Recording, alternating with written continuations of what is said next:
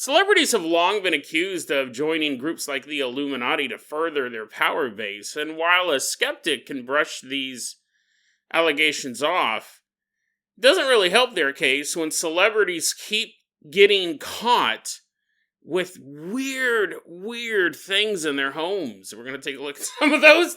You won't see this report on Entertainment Tonight. And then we're at a Los Angeles bus stop, waiting for a bus. But little do we know that there is going to be another passenger waiting with us. One who's been waiting a long time. Today on Dead Rabbit Radio.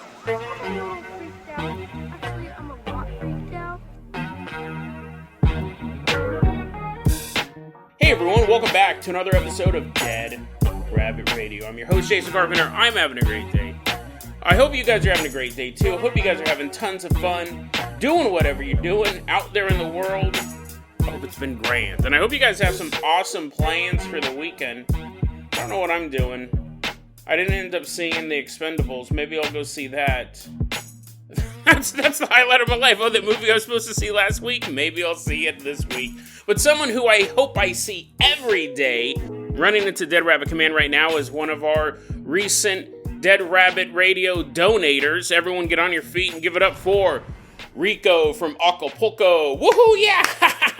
He's all dancing on in. He's dressed up like the Expendables. He's like, what even is that movie? Don't they just wear leather suits? Come on in, Rico, in your leather body armor. Rico, you're going to be our captain, our pilot this episode. If you guys can't support the show financially through the Patreon or through donations or through the merch store, that's fine. It truly is. Just help spread the word about Dead Rabbit Radio. That helps out so much. Tell your friends, tell your family, tell everyone you know. Dead Rabbit Radio is your favorite paranormal show. Rico, let's get this party started. I'm going to go ahead and toss you the keys to the Dead Rabbit Dune Buggy. We're going to leave behind Dead Rabbit Command, drive us all the way out to Italy. Bing, bing, bing.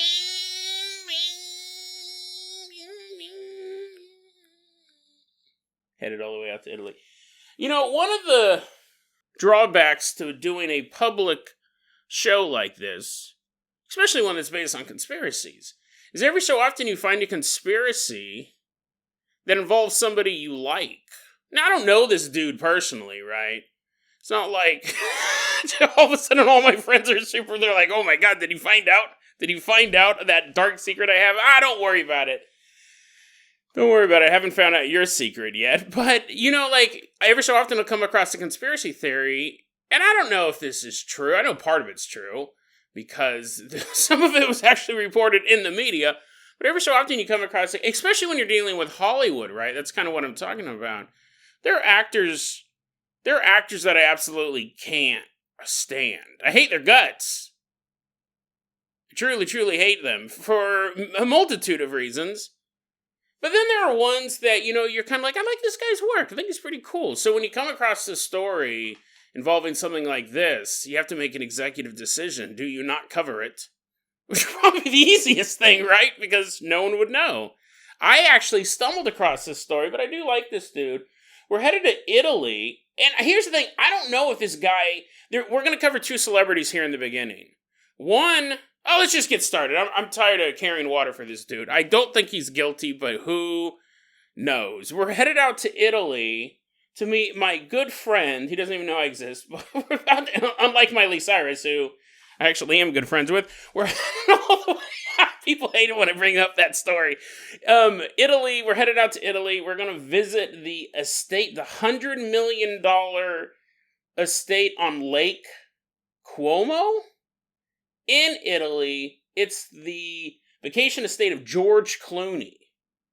Famous television actor, best known for his work on ER, a television show in the 1990s. He hasn't had much work since, but George Clooney, I found out about this on this website I go to every night. I read before I go to bed, called Alt Celebrity Gossip, where it's what it sounds like. It's celebrity gossip. And for some reason, they were running a story from 2009.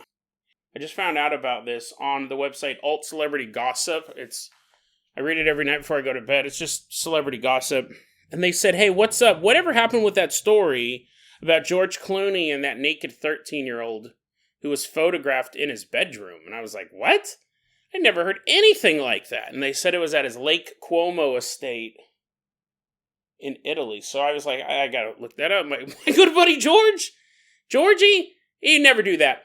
So I did a little digging, and they're kind of right. This was crazy. So what happened was a paparazzi was trying to take photos of Clooney and his then girlfriend Elizabeth Canales. And as the peeking paparazzo was climbing over a fence or something like that, he took photographs of not only George and Elizabeth, but of a topless 13-year-old girl changing in a guest room at the estate. And George Clooney threatened to sue 2 tabloids and the paparazzi because of that. He says, you can't be... It's illegal for photographers to climb over my wall and to take long lens pictures of a 13-year-old girl in her bedroom. And so that was that. Well, what's interesting is I could find no follow-up on that. I found the 2 articles from 2009 talking about this, and then that was about it. There was no follow-up. I don't know if there was any lawsuits. The clip that I saw in the celebrity gossip thing said, how come we never found out who the girl was or why she was there? Like, it's suspicious there's a naked 13-year-old girl in his house. Maybe it's a relative of Elizabeth. Maybe. It's 100. Well, there's 100 different maybes to that story. But that's the point of it, is that celebrities do weird stuff. Now, George may be totally innocent in this. Maybe he did just have a friend over. The friend, for the daughter of the friend. That wasn't the friend. It wasn't 13-year-old girl was the friend. The daughter of a friend. But who knows, right? You want to hope the best, just for anybody, not just George. What I did think was interesting, and here's a question to you guys. I think I know the answer. I know what my answer is, but I'm very curious. So, Jason, this is the worst hypothetical question. Everyone's going to say, no, that's terrible. I think it's terrible. What's interesting is, in America, the age of consent... Well, there's a federal age of consent, which is 18, and then it varies by state. And the trick is you can't... If you're in a state where it's 18, and the state next to you, it's 16, and you travel to the other state to have sex with a 16-year-old, now it's a federal crime. You've crossed state lines for that reason.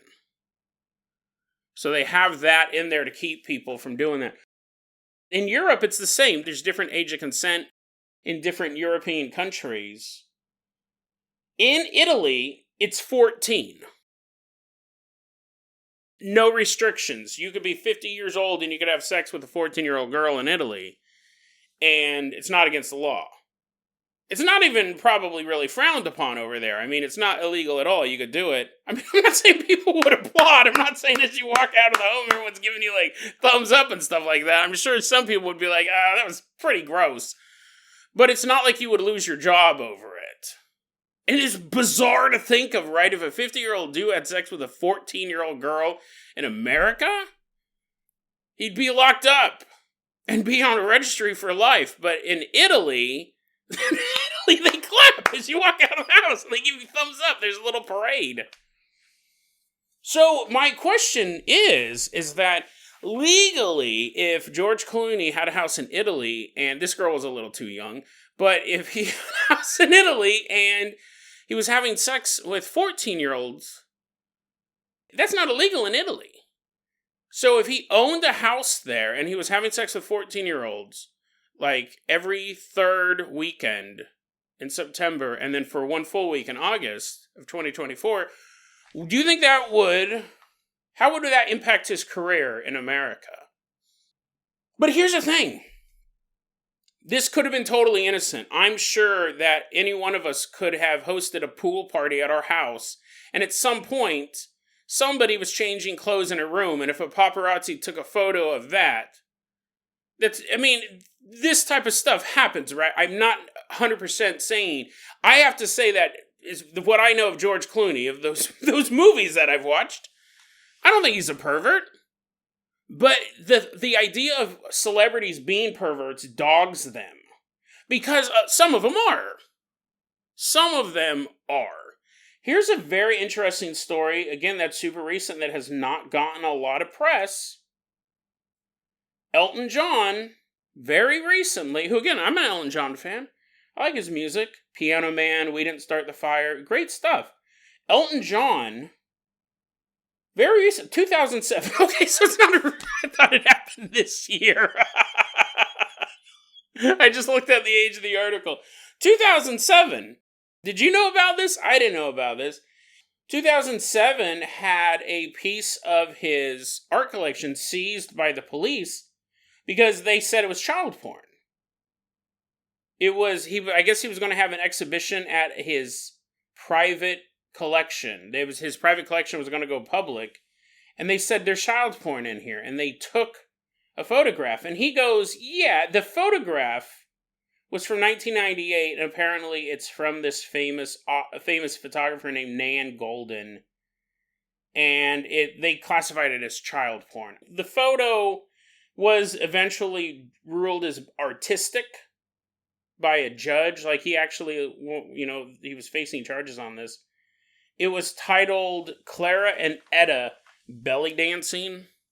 I've never seen the photo. I don't know what it looks like. But if someone handed you a folder and they had that title written on the folder and they go, hey man, here's this folder, if you want you can open it up. People don't know, is this art? You start to open it up and they're like, or child porn. You're like, no, I'm not taking this bet. I'm not taking this challenge. Here, you have it back, pervert. Elton John's like, thank you. It's like one of those things, like you get caught with this stuff, but then you go, well, Jason, George Clooney just happened to have a naked 13-year-old girl at his place, probably was a daughter of a friend. And Elton John, sure, he got caught with child porn, but a judge said, it's not child porn. That's not child porn. That's art. Instead, that is not indecent. And now, off for my next trial, The People versus Kevin Spacey. Well, here's another one. Like, so celebrities, you have to wonder, like, how often have your friends got caught with stuff? And you're like, hey, dude, how was your weekend? And they're like, well, it was crazy. The cops came in to my house and I had all this artwork on the walls. And some of it they thought was child porn. So they took it and then they gave it back. They gave it back. The judge ruled it wasn't. Hey, you want to come over this weekend? We're having a barbecue. And you're like, like, how often does that happen to normal people? I'm not saying that it never does, but in the world of celebrities, it seems to happen a lot. Hollywood is full of weirdos. It truly, truly is. I'm going to be honest, I actually recorded another 20 minutes of that segment. I went on this thing about Jamie Lee Curtis took a photo or an Instagram photo, whatever, of her house, and inside her house there was a painting of a naked kid stuffed inside a water bucket, a water pail or something like that. And people were complaining. She's like, oh, I'm so sorry. And she took it down. Not the painting or the photo in her house. She took down the Instagram post. And she's like, sorry, you guys saw what a weirdo I am. So sorry about that. It's just so weird. And again, I went on for like 20 more minutes and was just like, saying that. So editing all that stuff out, if you notice the audio quality changed, I'm recording this a couple days later. But yeah, it's just so weird. And I'm sure every industry has its fair share of perverts. I'm sure there are people working in a marshmallow factory right now, and some dude's like, marshmallows, my favorite treat. My favorite treat, but my real treat is the perversion hanging on the walls in my home. I'm sure there is pervert, like, all across the world. I'm sure there are perverts in every industry.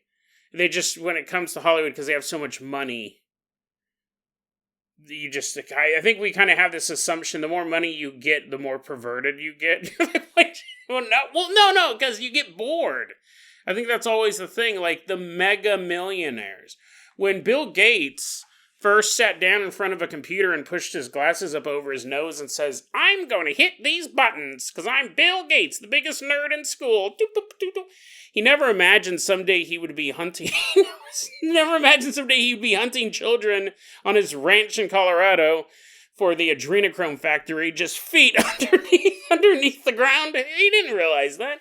He never knew that the sweetest joy in life was strangling a newborn with his own hands. You know what's so funny? Bill Gates, the only episode I've ever had taken down in the course of this entire podcast was taken down from, I think YouTube took it down, and Spotify, it's the episode, "Is Bill Gates the Antichrist?" Which I don't believe. I don't believe that. The episode was making fun of those conspiracy theories. And yeah, that's the only episode out of everything I've said. Isn't that weird to think about? No, I think making fun of Bill Gates is one thing. He was connected to Jeffrey Epstein, but I think that's what got a lot of people to hang out with Jeffrey Epstein was, you've done everything.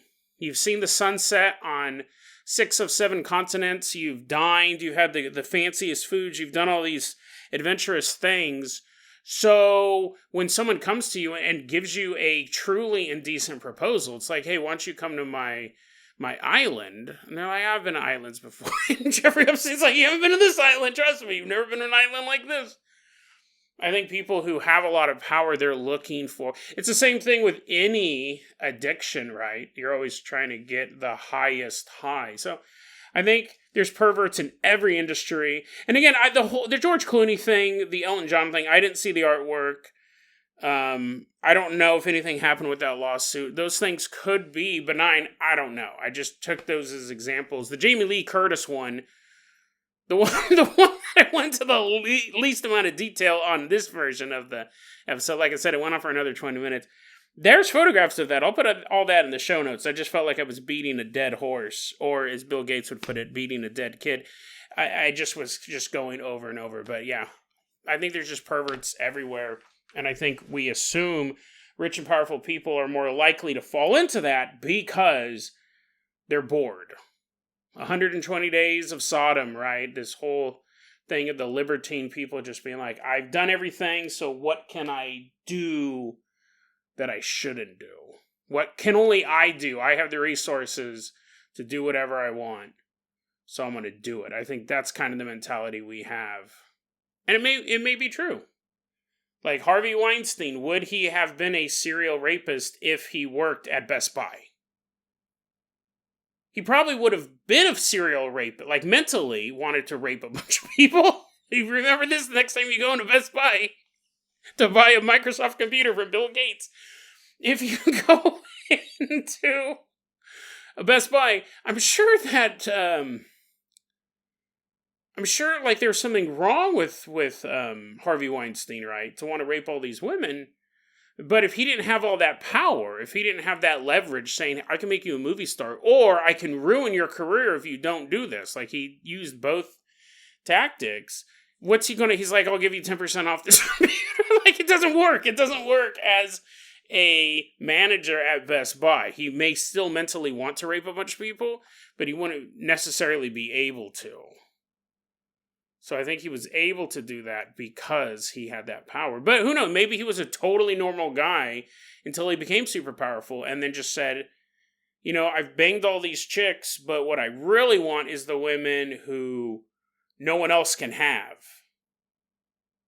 And if that means I'm going to physically assault them or threaten them economically, well, then I'm going to do that." So who knows? He could have been born a rapist. He could have become a rapist. We don't know. But on that cheery note, that segue there, Rico from Acapulco, I'm going to go ahead and toss you the keys of the Carpenter copter. We are leaving behind Italy. Fly us all the way out to sunny Los Angeles.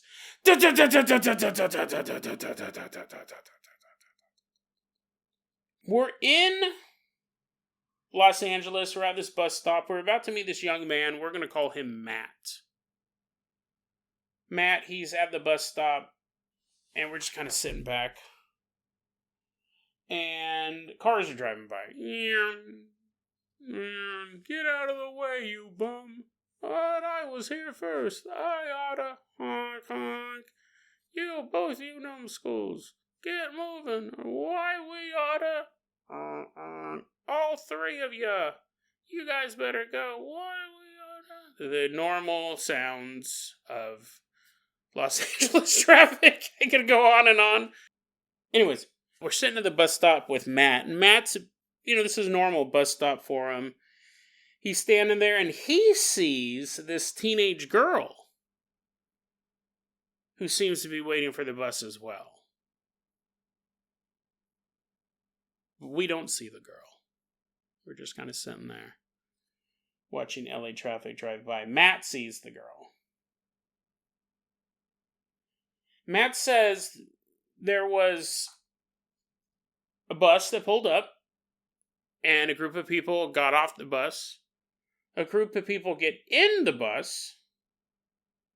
And the girl who's standing there, a teenage girl, she seems very timid. She's kind of like waiting for her chance to get on the bus. She kind of steps out of the way as everyone's walking off, and then she kind of patiently waits for everyone to get on the bus, and she's waiting for her turn to go last. But when she would go to get on, the door would shut in her face. The bus door close on her. The bus would drive off. And she would look real frustrated. Matt's just standing there, waiting for the next bus. More people are showing up, getting ready to get on the next bus that was going to stop by. And the teenage girl's waiting very impatiently. And the same thing happens. A bus pulls up, a bunch of people get off, a bunch of people get on. The girl's waiting for her chance to get on. Doors close in her face and drives off. Matt sees this happen so many times, he realizes she's a ghost. He said he realized she was a ghost, but the girl didn't know that herself. She did not realize she was a ghost. She was really trying to take a bus. And Matt said sometimes she would actually walk in front of the bus. She'd be so frustrated that she wanted to get out that she would walk in front of an incoming bus and try to wave it down, but jump out of the way the last minute before the bus hit her, just thinking that the driver must not have seen her. And she stands there and she catches her breath as she just steels herself to wait for the next bus. She's been waiting here forever. Matt tells us, this was a very brief post online. He posted it under the name Evil Zippo. He said, I was the first person who could see her, and I was also the first one who told her she was dead. According to Matt, and what's interesting, I got a couple big questions about this story, and I kind of want to go into them, but let's finish this narrative because I find it fascinating on a couple different levels. It's a good way to wrap up our Friday with a good old-fashioned suicide. This week has been very dour. He said that she committed suicide. He had found out that this young woman had killed herself, but she did not know that it was a successful suicide. She took her own life, but as far as she knew, she was still alive. He said his hypothesis was that sometimes when people die, they're in agonizing pain, right? Maybe it is a suicide and you drank some poison. Maybe you got ran over by a lawnmower. Not suicide, you were just clumsy. You just fell in front of a lawnmower. Maybe an anvil smashed your head, and even though it looked instant to everyone watching, you could actually feel the top of your skull start to shred off and riddle your brain with bone fragments. You felt all that. Then it became a very slow anvil, at least from your point of view, and you felt your body crumple underneath it. But when you die, you feel no pain. So you would automatically think, it must have been 1 in a million. I must have jumped out of the way before that lawnmower ran me over. Must have survived. Like, I remember feeling my feet getting chopped up by those blades, but look at my feet now. You got little Casper legs. You're floating 3 feet off the ground. You're like, look at me now. I'm not a ghost. Just a floating human being. He says that when you die, you feel better. You don't feel any pain, which would make sense. So you would assume you survived, especially if the death was a agonizing one. You would immediately go, wow, I don't feel I'm in pain anymore. So I survived, I feel normal. And he goes, but eventually they would realize what had happened. Most ghosts, I would imagine, do. We talked about it recently on an episode. We have to assume that most ghosts, most souls, follow the proper channels after death. Whatever that is, right? I'm not a master theologian. I don't have the answers for everything. I don't have answers for most things.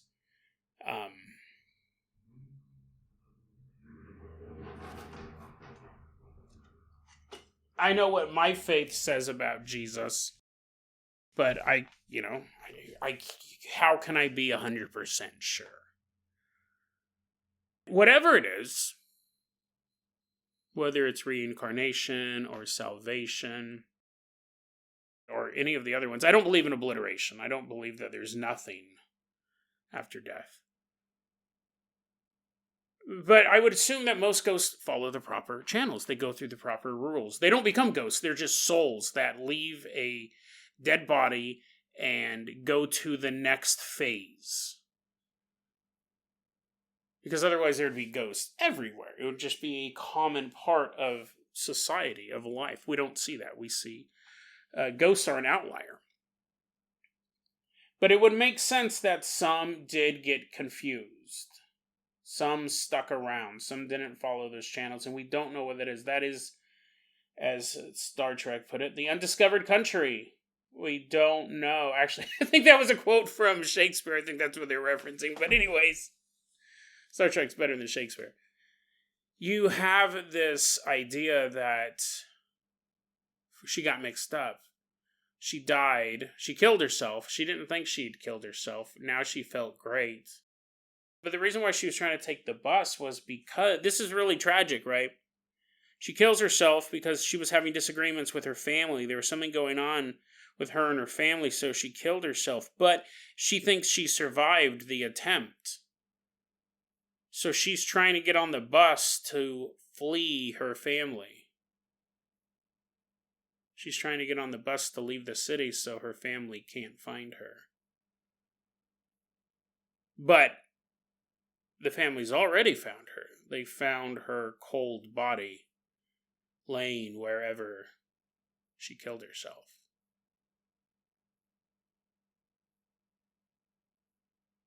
It's a tragic story, and I gotta be honest, this was a story that I had to... I thought, and it still could be fake. This was a story that I read and I go, that's fake. This is a fake story. This isn't real. And the reason why I thought that was because it totally made sense. And this is going to sound super counterintuitive, and it might be kind of a meta way to wrap up Friday. I go, the story sounds fake. It totally makes sense. And there's some stuff missing, like how long was she at the bus stop? Was this one continuous event? Did he see her over the course of days or weeks or months? There's some information I don't have. Did he talk to her? We're assuming that he did. It's very brief. What's super interesting about this paranormal encounter is it's maybe 2 paragraphs. He says that he's had other experiences with ghosts or spirits, but this was the most detailed, the most defined, the most involved was the term he used. Yeah, it's basically 2 paragraphs, and I went and looked through his posting history. This is something that I do all the time when I find stuff on Reddit. The one thing I like about Reddit is that I can see what else they've posted. I can see if they're a troll. I can see if they're promoting a product. I can see if they're writing a book about the paranormal, and I discard those all of the time. This guy posts on LA Metro subreddit and Mycology subreddit and Twitter subreddits and all sorts of stuff. It's almost too good to be true. That's my thing. Like, it's such an interesting ghost story. It's almost too good to be true. And I say that as a paranormal researcher, but it's a sad story. It's almost too sad to be true as well. The one thing you would hope, and listen, I'm very, very anti-suicide.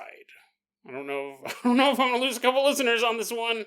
I know it's a hot take. I'm anti-suicide. I think there is a very specific moments where you should be able to kill yourself. Calling in artillery, right? You're surrounded by enemy troops. Bomb my position type of situations. You're dying of a very terminal disease, as opposed to just those kind of terminal diseases. You know what I mean? Doctor gives you 6 months to live. You go, I'm not going to do this. I don't want to do this.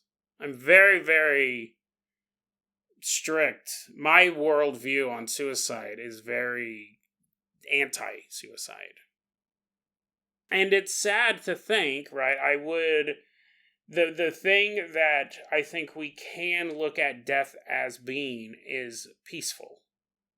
No matter what you're going through, like physically or even emotionally, you figure, oh, well, when you die, there is peace there. What's interesting is we deal in the world of ghosts, right? And a big part of ghost and ghost lore is the fact that there isn't peace for them.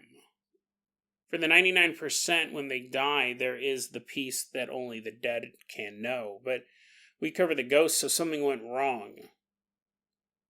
It's almost, now that I think about it, it's almost like a baby being born premature or with a clubfoot or a cleft lip or something like that. Like, yeah, it's a baby, it's a human child.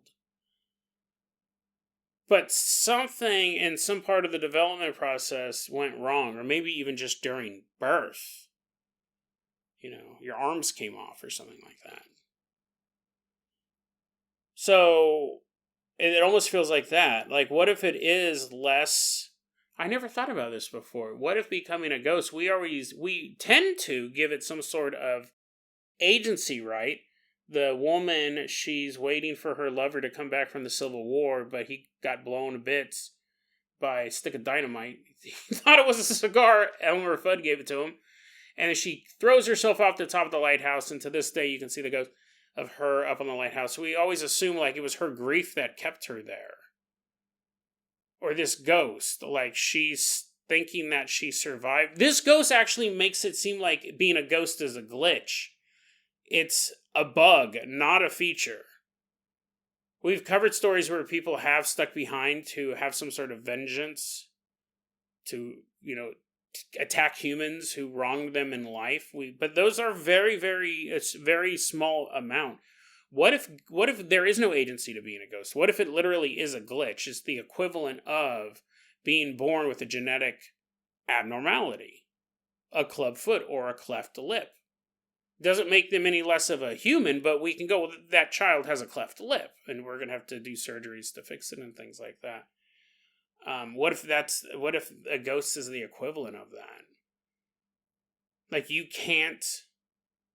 It's weird, and now this was not the ending I had intended, and it may not even make sense, as much sense as I think it's making, but I wonder if there is that element to it, if it's not so romantic that we have business left to handle on Earth, or we're so heartbroken, or we love this place so much we've decided on there. What if that's all just kind of retcon stuff? What if Abraham Lincoln's ghost is floating around the White House because something went wrong in the death process? He's not supposed to be here. None of the ghosts are supposed to be here. Either way, you know what? I know I've been ending episodes a lot like this lately, and it may seem lazy. And I agree. It is, but I love doing this show. I absolutely love doing this show. It's fantastic. It's so much fun spending this time with you. I guess I'm saying it more often now because I'm getting emails from you guys saying the same thing. And it's just like, yeah, this is a really cool journey we're all on. I have so much fun hanging out with you guys, and I hope we keep this up for years and years. DeadRabbitRadio@gmail.com is going to be our email address. You can also hit us up at Facebook.com/DeadRabbitRadio. TikTok is @DeadRabbitRadio. Dead Rabbit Radio is the daily paranormal, conspiracy, and true crime podcast. You don't have to listen to it every day, but I'm so glad you listened to it today. Have a great